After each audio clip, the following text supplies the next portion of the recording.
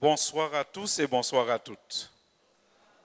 Bonsoir à ceux qui sont ici dans cette salle et bonsoir à ceux qui nous écoutent un peu plus loin que cette salle, grâce à la radio ou par Internet. Nous vous saluons très très fraternellement et nous espérons que vous pourrez, même si vous êtes loin, vivre pleinement ce moment avec nous. En tout cas, nous ici, nous espérons aussi vivre ce moment pleinement avec le Seigneur. Quelques minutes pour partager autour de la parole de Dieu, quelques minutes pour nous faire du bien, quelques minutes pour mieux connaître le Seigneur, quelques minutes pour mieux connaître le plan de Dieu pour la famille, comment Dieu veut que la famille fonctionne, et quelques minutes également pour savoir quel est le projet que Dieu a pour nous.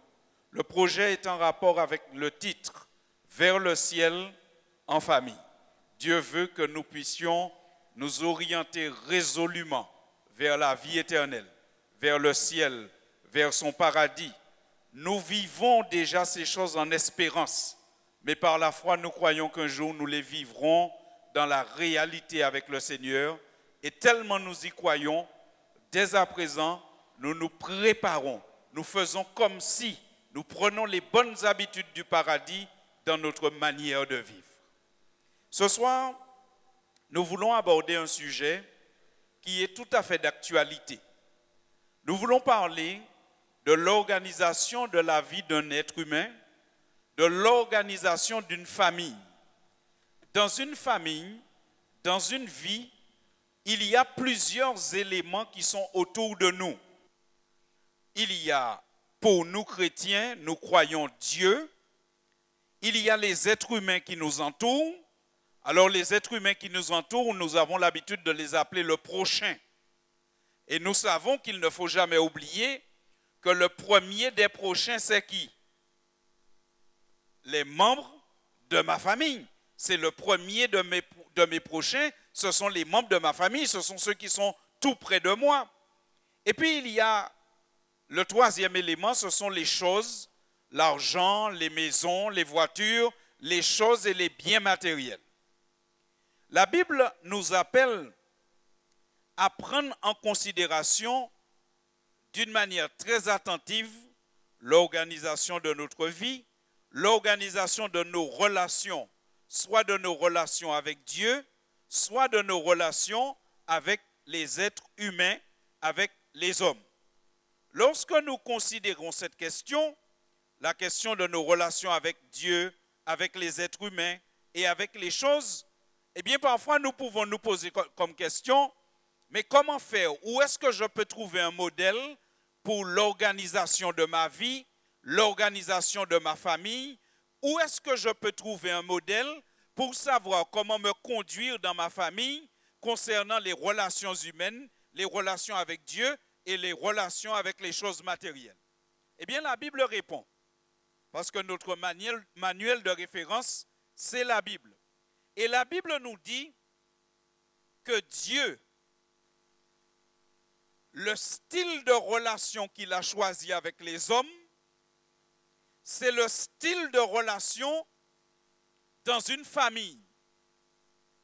Comment est-ce que nous appelons Dieu le plus souvent, notamment quand nous prions? Qu'est-ce que nous disons? Notre Père qui est aux cieux. Donc Dieu se présente dans la Bible sous le modèle d'un père. Et Dieu se présente aussi dans la Bible sous le modèle d'un époux. Si vous avez vos Bibles, je vous invite à regarder dans vos Bibles, dans le livre du prophète Ésaïe. Le prophète Ésaïe est dans l'Ancien Testament au chapitre 54. Regardez sous quel trait Dieu se présente ici à son peuple. Dans le livre du prophète Ésaïe au chapitre 54 et au verset 5. Dieu déclare dans Ésaïe 54, verset 5, « Car ton Créateur est ton époux, l'Éternel des armées est son nom, et ton Rédempteur est le Saint d'Israël, il se nomme Dieu de toute la terre. » Dieu se présente comme étant un Père, notre Père qui est aux cieux, Matthieu chapitre 6.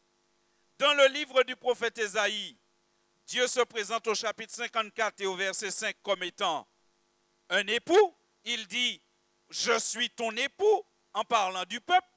Et si vous tournez dans le Nouveau Testament, nous trouvons la deuxième lettre que Paul adresse aux Corinthiens, 2 Corinthiens, chapitre 11. La deuxième lettre que Paul adresse aux Corinthiens, au chapitre 11. Et au verset 2, nous lisons ceci. C'est l'apôtre Paul qui parle. Dans 2 Corinthiens 11, au verset 2, l'apôtre dit, « Car je suis jaloux de vous, d'une jalousie de Dieu. » Ce n'est pas n'importe quelle jalousie, c'est la jalousie de Dieu. Parce que la jalousie de Dieu consiste à aimer ce qui est à soi. La jalousie qui n'est pas de Dieu consiste à désirer, convoiter ce qui n'est pas à soi. Il dit, je suis jaloux de vous d'une jalousie de Dieu. Parce que, regardez bien comment l'apôtre parle à l'église. Il dit à l'église, parce que je vous ai fiancé à un seul époux pour vous présenter à Christ comme une vierge pure. Les 3 versets que nous avons mentionnés, Matthieu chapitre 6, Ésaïe 54 et 2 Corinthiens chapitre 11, sont en train de nous dire que Dieu, il fonctionne avec son Église dans des termes d'une famille. Il se présente comme un père, il se présente comme un époux, il se présente comme un fiancé. Par conséquent, mes chers amis, si je veux savoir comment me conduire dans ma famille, je peux lire des ouvrages de psychologie. Ça va me faire du bien. Je peux lire des ouvrages qui parlent de la famille. Ça va me faire du bien. Mais je dois lire la Bible parce que le modèle par excellence du comportement de l'homme, du comportement du père, du comportement de l'époux, c'est Dieu lui-même. Et qu'est-ce que la Bible m'enseigne? La Bible m'enseigne que lorsque Jésus est en relation, soit avec Dieu, soit avec les hommes, soit avec les choses, Jésus fait passer Dieu d'abord, les hommes ensuite et les choses en dernier. Aujourd'hui, nous vivons dans une société qui est ce qu'on peut appeler une société matérialiste. Une société dans laquelle le matériel a beaucoup d'importance. Le matériel a tant d'importance que pour en avoir plus, on n'hésite pas à tout sacrifier. Sacrifier la relation avec Dieu et parfois même sacrifier sa famille, sacrifier ses enfants, sacrifier sa relation de couple. Pourquoi? Parce qu'on est dans un désir de posséder toujours plus de matériel. La société, il est vrai, crée un grand nombre de besoins pour nous. Il y a seulement une quinzaine d'années, ni vous, ni moi, nous ne connaissions le téléphone portable. Il y a seulement 15 ans. Aujourd'hui, je suis sûr que quand vous partez de chez vous, si vous avez fait 2 kilomètres et que vous vous rendez compte que vous avez oublié votre téléphone portable, vous faites quoi? Vous retournez à la maison. Et il y a 15 ans, vous ne connaissiez pas cela. Ça veut dire que la société a réussi à créer un besoin, le besoin du téléphone portable. On ne peut plus sortir sans son téléphone portable. Mais alors, derrière le téléphone portable, il y a l'achat de l'appareil et il y a le paiement de l'abonnement. Donc, chaque fois qu'on crée un besoin, il y a derrière un financement et ce financement fait qu'on va se donner toujours plus pour avoir de l'argent et parfois, en se donnant toujours plus pour avoir de l'argent, on s'occupe de moins en moins de Dieu et de moins en moins de sa famille. aujourd'hui, la société matérialiste pousse les gens à privilégier le gain sur la relation humaine. Regardez comment Jésus dénonce cela. Dans Luc plutôt. Luc chapitre 12. Dans l'évangile de Luc au chapitre 12, regardons comment Jésus dénonce le fait qu'on fasse passer le gain, le matériel avant sa famille. Luc chapitre 12, au verset 13. Luc chapitre 12, verset 13. La Bible raconte quelqu'un qui va interpeller Jésus sur un problème. Et c'est pour cela que nous disons que même si la Bible est un très vieux livre, le discours, les problématiques dans la Bible sont des problématiques qui sont intemporelles. Tout le temps, les principes bibliques, on peut trouver manière à ajuster sa vie d'après la Bible. Regardez ce qui se passe ici. Matthieu chapitre 12. Et quand vous lirez Matthieu chapitre 12, verset 13, vous aurez l'impression d'écouter une émission avec un avocat qui passe un certain matin sur une certaine radio. Vous savez bien qu'il y a sur certaines radios un avocat qui vient le matin et les gens appellent et posent des questions. Quand vous lisez Luc, chapitre 12, vous avez l'impression d'écouter cette émission-là. Qu'est-ce qui se passe? Lisez et écoutez, vous aurez l'impression d'être en train d'écouter la radio en 2014. Qu'est-ce qui se passe? Luc 12, verset 13. La Bible dit, quelqu'un dit à Jésus, du milieu de la foule. Donc vous voyez, ce n'est pas quelqu'un qui est venu voir Jésus en privé. La personne interpelle Jésus du milieu de la foule. Donc c'est un coup de fil public. C'est une personne qui a appelé à la radio. Tout le monde attend. La personne appelle du milieu de la foule. Ça veut dire que si elle appelle du milieu de la foule, c'est qu'elle en a gros sur le cœur. Ça l'embête. Et pourquoi? Quel est le problème? Regardez. Quelqu'un dit à Jésus du milieu de la foule, Luc 12, verset 13, « Maître, dis à mon frère de partager avec moi notre héritage. » Ça ne vous rappelle pas ces émissions que vous écoutez parfois le matin là? On appelle et on dit, « Maître, nous avons des problèmes pour le partage des biens. » Mais qui c'est qui partage les biens? Ce n'est pas avec des étrangers qu'on partage les biens, c'est avec qui qu'on partage les biens? Avec la famille.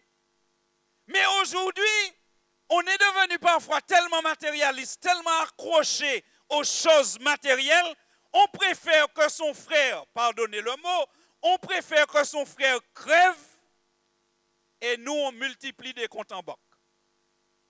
Vous n'avez pas remarqué quand vous parcourez la Martinique qu'il y a beaucoup de maisons en train de pourrir le long des routes, parfois des belles maisons? Pourquoi ces maisons sont-elles en train de pourrir? Tout simplement des fois parce que dans la famille, on n'arrive pas à s'entendre pour partager une maison ou un lopin de terre. Et puis il y a quelqu'un qui dit à un certain moment, mon préféré pourrir mais ou pas rani. Ça c'est la famille qui est là. Et alors, qu'est-ce que Jésus répond à ce problème? Au verset 14, Luc 12, verset 14, Jésus lui répondit, « Ô homme, qui m'a établi votre juge pour faire vos partages? » C'est-à-dire que Jésus lui dit, quand je parle, quand je prêche, vous n'écoutez pas. Mais quand tu as un problème matériel, tu me connais pour venir me voir, pour me dire, dis à mon frère de partager avec moi mes biens. Mes amis, j'espère que nous ne sommes pas comme cet homme avec Jésus. Les affaires nous camacher, bois pour nous aller, oublions Jésus. Et puis quand il y a un petit problème, on a un petit souci, on nous menace de licenciement, etc., on va vers Jésus-Christ. Mais vous savez, même si c'est comme ça que nous avons fait jusqu'à présent, Jésus est tellement bon que lorsque nous faisons comme ça, et que nous nous rendons compte que nous avons besoin de lui et que nous venons même comme ça, Jésus nous écoute quand même. Alléluia. Jésus n'est pas un homme. Et alors, Jésus poursuit au verset 15 en disant, qu'est-ce qu'il dit au verset 15? Puis, il leur dit, qu'est-ce qu'il leur dit? Gardez-vous avec soin de toute avarice, car la vie d'un homme ne dépend pas de ses biens, fût-il dans l'abondance. Oh mes chers amis, il y a une chose que les chrétiens doivent vivre et partager dans la société actuelle.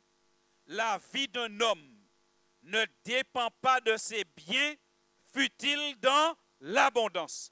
Ne passons pas notre temps, tout notre temps, à accumuler des biens au détriment de notre famille et au détriment de notre relation avec Dieu. Nous reprenons cette phrase parce qu'il y a un mot important dedans. Ne passons pas notre temps à accumuler des biens au détriment de notre famille et au détriment de Dieu. Alors nous ne sommes pas en train de dire qu'un chrétien ne doit pas, dans la mesure du possible, avoir des biens matériels. Ce n'est pas ce dont nous disons. Mais jamais, au grand jamais, un chrétien n'aura des biens matériels au détriment de ses enfants, au détriment de son frère, au détriment de sa sœur et au détriment de sa relation avec Dieu.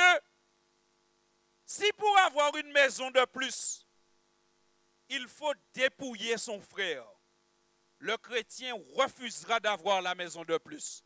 L'homme a dit, Seigneur, dis-lui de partager avec moi notre héritage. Ça veut dire qu'il avait part, il avait droit normalement, mais ce frère était un peu un avare, un agoulou grand fal. Et il prend tout. Son frère, son propre frère. Regardez encore ce que la Bible dit, mes amis, dans 1 Timothée 5 au verset 8. 1 Timothée au chapitre 5 et au verset 8. La Bible nous dit dans 1 Timothée au chapitre 5 et au verset 8, une phrase importante par rapport au sujet que nous sommes en train de traiter. 1 Timothée chapitre 5 et au verset 8, la Bible dit quoi? Si quelqu'un n'a pas soin des siens et principalement de ceux de sa famille, il a renié la foi et il est pire qu'un infidèle. La Bible est en train de nous dire, si je n'ai pas soin, si tu n'as pas soin, si nous n'avons pas soin des membres de notre famille, nous sommes pires que des infidèles. Il nous faut comprendre cette phrase. Il nous faut prendre soin de nos familles avant notre compte en banque. Alors certaines personnes pourraient dire, mais oui, mais pour prendre soin de ma famille, il me faut de l'argent. Donc je vais travailler. Vous connaissez la phrase, je travaille pour avoir de l'argent. Et c'est pour toi que je travaille comme ça. Mais prendre soin de sa famille, mes chers amis, ce n'est pas seulement leur donner des choses matérielles. Prendre soin de sa famille, c'est leur donner de son temps, c'est de leur donner de la présence, c'est leur donner une qualité de vie, pas seulement parce que la maison est grande, mais je suis toujours absent, mais parce que la maison est ce qu'elle est et je suis présent dedans. Vous vous rappelez ce qu'on a dit au début? Nous avons dit au début, si nous voulons savoir comment organiser notre relation avec les hommes, avec Dieu et avec les choses, nous regardons qui comme modèle? Dieu, parce que Dieu se présente dans la Bible comme un père, comme un époux. Donc c'est lui qui est le modèle de la relation familiale. Est-ce que Dieu prend soin de la famille humaine? Alors, retournez avec moi, je vous prie, dans le livre de la Genèse. Et regardons comment et sous quel aspect Dieu prend soin de la famille humaine, sa famille, puisque nous sommes la famille de Dieu, pas vrai? Qu'est-ce que nous chantons chaque soir? Que j'aime la famille de Dieu. Nous sommes la famille de Dieu. Le Seigneur nous appelle ses enfants. Jésus nous appelle son frère. Comment est-ce que Dieu prend soin de sa famille? En leur donnant quoi? Regardez avec moi, Genèse chapitre 1er. C'est le premier livre de la Bible, le livre qui raconte la création de l'homme, qui raconte comment Dieu a donné vie à l'homme. Genèse chapitre 1er, au verset 27. La Bible dit, Dieu créa l'homme à son image. Il le créa à l'image de Dieu. Il créa l'homme et la femme.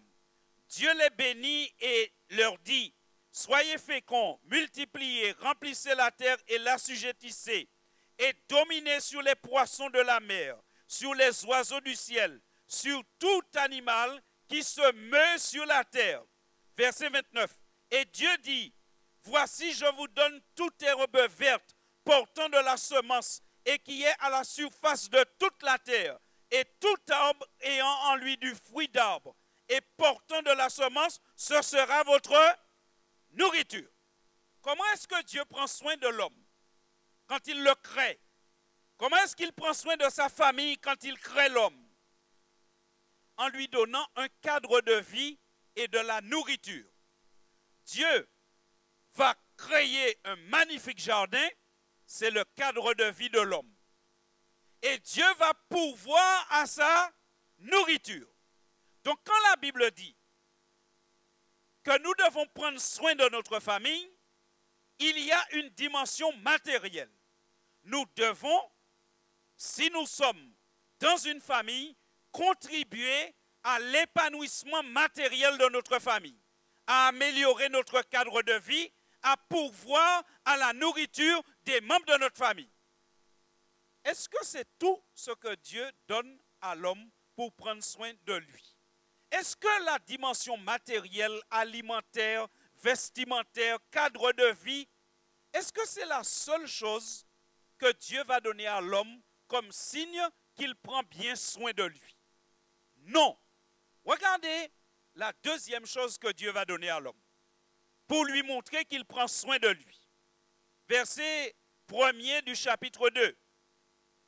Alors Dieu a créé l'homme et son cadre de vie et lui a donné tout cela le 6e jour, mais depuis le 1er jour, Dieu prépare son cadre de vie. Regardez pour être clair. Nous sommes au chapitre 1er, toujours au verset 31. La Bible dit, Dieu vit tout ce qu'il avait fait, et voici, cela était très bon. Ainsi, il y eut un soir, il y eut un matin, et ce fut le 6e jour. Le 6e jour, Dieu a donné à l'homme le cadre de vie, la nourriture, tout ce dont il a besoin dans les dimensions matérielles et physiques. Et puis, au chapitre 2, au verset 1er, que lisons-nous? Ainsi furent achevés les cieux et la terre et toute leur armée. Genèse 2, verset 2 maintenant. Dieu acheva au 7e jour son œuvre qu'il avait faite et il se reposa au 7e jour de toute son œuvre qu'il avait faite. Verset 3. Dieu bénit le 7e jour et il le sanctifia parce qu'en ce jour, il se reposa de toute son œuvre qu'il avait faite en la créant. Mes chers amis, suivons bien la séquence parce qu'elle est importante. Dieu crée l'homme. L'homme devient sa famille. Il donne à l'homme un cadre de vie et ce qu'il faut pour manger. Et puis après, il lui donne tout de suite, au 7e jour tout de suite, il lui donne le don le plus précieux qu'on puisse donner aux membres de sa famille. Il donne à l'homme du temps. Il crée un jour qui est le 7e jour, qui est le sabbat. Et la première chose que Dieu va faire avec les membres de sa famille, c'est de passer du temps avec eux, de leur dire, mes amis, il y a un jour où vous n'irez pas vous occuper du jardin, où moi-même, je ne m'occuperai de rien que d'être avec vous, de me reposer et d'être avec vous. Quand la Bible dit qu'il faut prendre soin de sa famille, il nous faut prendre soin de notre famille à l'image de Dieu. C'est-à-dire qu'il nous faut nous occuper de la dimension matérielle, mais il nous faut donner du temps à notre famille. Aujourd'hui, quel est le plus grand problème dans les familles? C'est la communication. Le plus grand problème dans les familles aujourd'hui, c'est la communication. Mais pour une bonne communication, que faut-il? Il faut du temps. Non seulement il faut du temps, mais il faut un contexte, il faut un cadre, il faut être détendu. Vous imaginez, quand vous partez, vous êtes pressé, les embouteillages commencent, c'est à ce moment-là que quelqu'un vient vous poser une question. Quelle communication il y aura à ce moment-là? Oui, non, peut-être, je verrai demain. La communication demande qu'on soit détendu, qu'on ait un cadre, qu'on prenne du temps, qu'on se donne du temps l'un à l'autre. Aujourd'hui, mes chers amis, la société dans laquelle nous vivons, si nous ne faisons pas attention, la société ne nous permet pas de passer du temps avec les membres de notre famille. Le matin, comment êtes-vous? À part les retraités. Le matin, comment êtes-vous? On est pressé. Pourquoi? Parce que il faut partir tôt, il y a des embouteillages, on court, on va à droite à gauche. Et puis, la journée, toute la journée, le travail est souvent speed, on n'a pas le temps de s'arrêter, on va vite, on court à droite à gauche. Et puis le soir, quand la journée est terminée, qu'est-ce qu'il faut? On pense qu'on a encore 1 heure d'embouteillage pour rentrer à la maison. Mais comme aujourd'hui, il ne suffit pas d'être une épouse ou un époux, il ne suffit pas d'être époux plus travailleur ou épouse plus une femme qui travaille, il faut encore être une reine de beauté. La société impose aujourd'hui que la femme soit femme, épouse, mère, reine de beauté et quoi d'autre encore. Donc, quand on a fini toutes ces choses, puisqu'il faut être une reine de beauté, il faut passer au magasin diététique, il faut aller faire 2 heures de sport et finalement on se rend compte que quand chacun rentre à la maison, nous sommes tous fatigués. Quelle communication on a? Quels soins on peut apporter aux membres de sa famille dans ces conditions? Et quand on rentre, il y a toutes sortes de films et de feuilletons qui se terminent toujours sur un pied comme ça, et puis on se dit, il faut que je voie la suite la semaine prochaine. Donc quand on rentre après tout ça, qu'est-ce qu'on fait? On allume la télé et il ne faut pas me parler. Surtout le mois prochain. Rio, le foot, n'est-ce pas mes frères?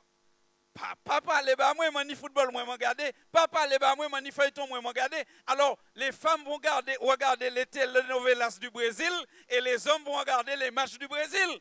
Où est la communication? Où est-ce qu'on passe du temps ensemble? Et quand ce n'est pas la télé, eh bien, c'est l'ordinateur.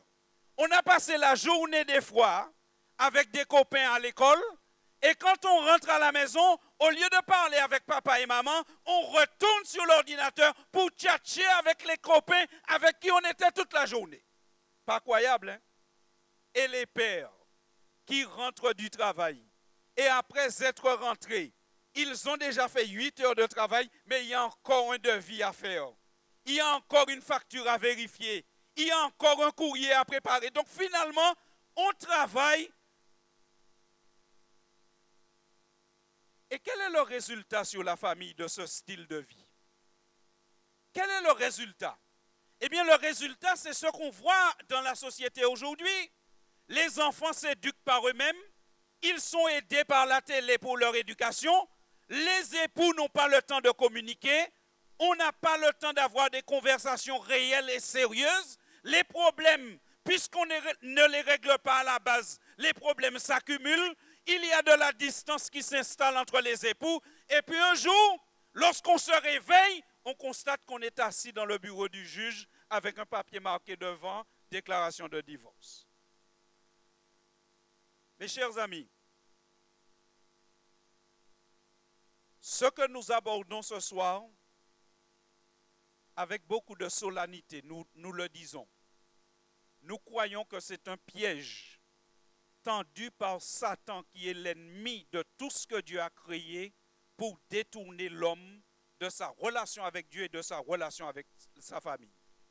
De plus en plus, la société va créer des voleurs de temps, des choses qui nous volent notre temps, qui nous volent notre énergie, qui nous volent notre attention. Et ce qui fait, nous n'avons plus de relation avec Dieu et même plus de relation avec les membres de notre famille. Et le résultat, ce sont des familles qui vont mal, ce sont des couples qui se déchirent. Et mes chers amis, la Bible insiste sur le fait que dans une famille, on doit trouver du temps pour passer ensemble. Prenez cet exemple. C'est juste un exemple, mais c'est tellement beau. Regardez dans le livre du Deutéronome au chapitre 24. Le livre du Deutéronome au chapitre 24. Genèse, Exode, Lévitique, Nombre et Deutéronome. Le 5e livre de la Bible. Deutéronome chapitre 24, verset 5. Qu'est-ce que nous lisons là? Le livre du Deutéronome au chapitre 24 et au verset 5. Que dit la Bible ici? La Bible dit, lorsqu'un homme, Deutéronome, 5e livre de la Bible, chapitre 24, verset 5. Avons-nous tous trouvé? C'est important de lire le texte. La Bible dit, lorsqu'un homme sera nouvellement marié, il n'ira point à l'armée et on ne lui imposera aucune charge. Il sera exempté pour raison de famille pendant 1 an et il réjouira la femme qu'il a prise. C'est pas beau ça? Ah, quelle Bible! Quel livre formidable! La Bible nous dit, lorsqu'un homme est marié, au moins pendant la première année, même l'État, même le devoir le plus élevé de l'État, c'est-à-dire l'armée, on devrait le dispenser la première année, parce que la première année du mariage, elle est importante. C'est l'année de la soudure. C'est l'année où les époux se découvrent. Il faut avoir du temps. Mes amis, quand on s'est marié, on ne peut pas jouer autant à la belote qu'avant le mariage. On ne peut pas jouer autant au foot ou faire autant de vélo qu'avant le mariage. Il faut trouver du temps pour son épouse, ou pour son époux, ou pour ses enfants. Il faut prendre soin de sa famille. Prendre soin de sa famille, c'est matériel, mais c'est aussi en termes de... Oh, je ne vous entends pas. En termes de temps passé ensemble. C'est pourquoi Dieu a donné le sabbat à la famille. Le sabbat permet aux membres de la famille de se retrouver, de passer du temps ensemble. Et rien ne devrait nous empêcher de passer du temps avec notre famille. Regardez, je vous prie, comment la Bible exprime l'idée que rien, même pas le devoir de l'Église. Je reprends cette phrase. Même pas le devoir de l'Église devrait nous empêcher de passer du temps avec notre famille. Il y a des gens qui utilisent l'Église comme un endroit où ils viennent se cacher pour ne pas rester chez eux en ayant bonne conscience. Je reprends cette phrase parce qu'elle était un peu longue. Il y a des gens qui utilisent l'Église comme un endroit pour se cacher, pour ne pas être dans leur famille, tout en se donnant bonne conscience. Mais oui, on a bonne conscience parce que c'est l'œuvre de Dieu que je fais. Mais en faisant l'œuvre de Dieu, je ne suis jamais à la maison. Je n'ai pas le temps pour ma femme, je n'ai pas le temps pour mes enfants. Mais j'ai bonne conscience parce que c'est l'œuvre de Dieu que je fais. Mais la Bible dit, même le devoir, l'œuvre de Dieu, ne doit pas m'empêcher de passer du temps avec ma famille. Prenons une histoire que vous connaissez bien. Dans le livre de l'Exode, vous savez que le personnage humain principal, c'est Moïse. Moïse, on pourrait dire qu'il est le maître-pièce dans le livre de l'Exode. Moïse, c'est celui qui dirige le peuple de Dieu. Moïse, c'est celui qui conduit le peuple. Moïse a une femme. Parce que la Bible n'a jamais empêché aux hommes de Dieu d'avoir une femme. Moïse a aussi des enfants. La Bible dit qu'il avait 2 fils. Si Moïse a une femme, ça veut dire qu'il a aussi un beau-père. Parce que la femme n'est pas tombée du ciel comme ça. Des fois, on voudrait avoir la femme sans le beau-père, hein, mais ce n'est pas possible. Quand on a la femme, on a le beau-père et la belle-mère aussi. Alors, il a un beau-père. Et son beau-père s'appelle Jéthro. Et un jour, son beau-père l'observe dans l'œuvre de Dieu. Regardez avec moi, je vous prie, Exode 18, verset 13. Regardez, son beau-père l'observe dans l'œuvre de Dieu. Et qu'est-ce que le beau-père va constater? Qu'est-ce que le beau-père va lui dire? Exode 18, verset 13. La Bible dit, le lendemain de quoi? Alors, vous lirez tout le chapitre 18 à la maison, mais en fait, le lendemain de l'arrivée de son épouse. Parce que quand Moïse était parti pour délivrer Israël, Dieu lui avait dit, écoute, tu vas pour une mission qui sera périlleuse, laisse ton épouse avec son papa et tes 2 enfants. Mais une fois qu'il a fini cette partie qui était très intense, qui est la libération du peuple de l'Égypte, Dieu dit à Jéthro, ramène à Moïse sa femme. Alors la femme est arrivée, et le lendemain de l'arrivée de la femme, c'est quand même formidable quand même. Hein? Ça faisait plusieurs semaines qu'il n'avait pas vu sa femme, puisqu'il était occupé à délivrer Israël. La femme est arrivée, et le lendemain de l'arrivée de la femme, Moïse s'assit pour juger le peuple, donc pour faire l'œuvre de Dieu. Et le peuple se tint devant lui depuis le matin jusqu'au soir. Donc si le peuple est devant Moïse depuis le matin jusqu'au soir, ça veut dire aussi que Moïse est devant le peuple devant le matin, depuis le matin jusqu'au soir. Donc s'il est devant le peuple, ça veut dire qu'il n'est pas devant sa femme. Et alors, au verset 14, Genèse 18, 14, le beau-père de Moïse vit tout ce qu'il faisait pour le peuple. Et il dit, que fais-tu là avec ce peuple? C'est son beau-père qui lui pose la question. Mais moi, la question que je me pose, ça fait un moment que Moïse fait ça. Personne d'autre peut côté où ça il a fait, pas bon?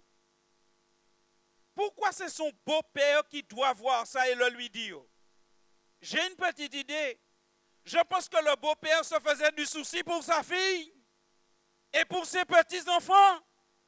Et il vient, il dit à Moïse, pourquoi sièges-tu seul et tout le peuple te tient-il devant toi depuis le matin jusqu'au soir? Moïse répondit à son beau-père, c'est que le peuple vient à moi pour consulter Dieu. Quand ils ont quelque affaire, ils viennent à moi, je prononce entre eux et je les fais connaître les ordonnances de Dieu et ses lois. Moïse lui dit, je fais l'œuvre de Dieu. Et alors le beau-père de Moïse lui dit, ce que tu fais n'est pas bien. Ce que tu fais n'est pas bien. Le beau-père lui dit, ce que tu fais là n'est pas bien. Même pour l'œuvre de Dieu, tu ne peux pas être occupé du matin jusqu'au soir et tu ne t'occupes pas de ta famille. Même pour l'œuvre de Dieu. Oh mes chers amis, si même l'œuvre de Dieu ne devrait pas nous empêcher de trouver du temps pour notre famille, Mais qu'est-ce qui nous empêcherait alors de trouver du temps pour notre famille? Le football? La pétanque? La belote? Le vélo? Mais si même l'œuvre de Dieu ne peut pas m'empêcher de trouver du temps pour ma famille, mais qu'est-ce qui peut m'empêcher de trouver du temps pour ma famille? Faire grandir le compte en banque? C'est ça qui m'empêche de trouver du temps pour ma famille? Parce qu'il faut avoir plus d'argent, agrandir la maison, avoir une télévision dans chaque chambre? Vous savez, mes chers amis, ce soir, le Seigneur nous parle avec beaucoup de sérieux. Et le Seigneur nous dit, vous mes enfants, ne vous trompez pas sur l'ordre des choses. Ce qui est le plus important dans la vie, c'est la relation de l'homme avec son Dieu. Et quand nous parlons de la famille, on peut se poser la question, si on n'a pas du temps pour sa famille, mais est-ce qu'on aura du temps pour Dieu? Si je n'ai pas du temps pour les gens que je vois qui habitent dans la même maison que moi, est-ce que j'aurai du temps pour Dieu que je ne vois même pas? La Bible ne dit-elle pas, si quelqu'un dit, je n'aime pas mon frère qu'il voit, comment pourra-t-il aimer Dieu qu'il ne voit pas? Si je n'ai pas du temps pour les gens que je vois, qui sont là avec moi, mes chers amis, mais faites un tour dans les cités. Regardez quand il est 18h30, 20h30, des enfants de 12 ans qui sont en train de déambuler dans les rues. Si vous les arrêtez, vous leur demandez, mais pourquoi tu n'es pas à la maison? Ils répondent, je suis seul, mes parents ne sont pas là. Le sujet est grave et sérieux, mes chers amis. Il ne faut pas que nous laissions Satan installer ce style de vie dans les foyers chrétiens, où les gens n'ont plus de temps les uns pour les autres. On est accaparé par toutes sortes de choses, des loisirs, l'appât du gain, et finalement on n'a pas du temps pour l'essentiel, ni pour Dieu, ni pour les membres de sa famille. Le Seigneur Jésus, au contraire, lui qui est membre de notre famille, lui qui s'est fait notre frère, le Seigneur Jésus a du temps pour nous. Lorsque Jésus était sur la terre, il avait toujours du temps pour sa famille et pour ses enfants et pour ses frères. Même quand Jésus était cloué sur la croix, vous vous rappelez? Il était en train d'agoniser sur la croix. Il a regardé autour de lui et il a vu sa mère. Même dans cette position crucifiée, Jésus a pris soin de sa maman puisqu'il a dit, femme, Marie, voici ton fils. Et il a dit à Jean, Jean, tu vas t'occuper de ma mère. Voici ta mère. Mes chers amis, Jésus nous a montré l'exemple. Il avait toujours du temps pour prier et toujours du temps pour Dieu, toujours du temps pour sa famille. Combien de fois les évangiles disent Jésus se retira sur la montagne et il passa la nuit en prière. Vous vous rendez compte? Même pour faire l'œuvre de Dieu, Jésus ne négligeait pas la prière. Il avait un temps où il était actif et il avait un temps où il allait rencontrer Dieu. Mes chers amis, ne nous trompons pas. Nous ne serons pas plus heureux si nous possédons plus de biens matériels. Nous serons plus heureux si nous avons une bonne relation avec Dieu et une bonne relation avec les membres de notre famille. Le Seigneur Jésus nous appelle ce soir à prendre du temps pour lui, prendre du temps pour les membres de notre famille. Le vrai bonheur et la vie éternelle se trouvent dans une relation profonde, sincère avec Dieu, honnête, et dans une relation apaisée avec les membres de sa famille. Ce soir, le Seigneur Jésus voudrait que nous puissions prendre des décisions pour le suivre, des décisions pour organiser notre vie d'après sa parole et d'après le modèle qu'il nous a laissé. Prenons soin de notre relation avec Dieu. Prenons soin et prenons du temps pour les membres de notre famille. Élaguons certaines activités. Faisons certaines choses moins. Les hommes, on nous fait moins de job les week-ends. On nous rete bokay nous tibrin. passer du bon temps et puis madame nous et puis nous. Si on y trois bœufs, 20 dégâts dans celle, et puis passer du moins plus de temps et puis c'est mon maïoua. Je parle au cœur de mes frères et de mes sœurs. Et nous allons demander à pasteur Taylor Lambert de bien vouloir nous accompagner dans cette prière pour demander à Dieu d'organiser notre vie, de nous donner du temps avec lui, du temps avec la famille. Nous allons prier. Derniers qui veulent se rapprocher, faites-le alors que nous nous préparons à parler à notre Dieu. Prions ensemble.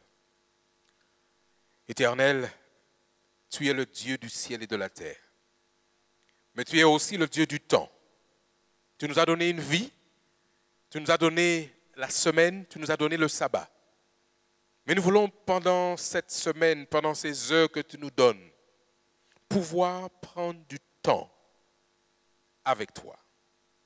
Aide-nous donc, Seigneur, à revoir notre vie, à réorganiser, à revoir nos priorités, afin que toi, le maître de l'univers, le créateur du ciel et de la terre, tu aies dans nos vies la première place. Nous savons, Seigneur, que ce monde nous prend tout ce qu'il y a de plus important et parfois, nous ne pouvons même pas trouver un temps pour te prier. Donne à chaque personne ici, dans cette salle, le pouvoir, par ta grâce, s'engager à passer du temps dans l'intimité avec toi.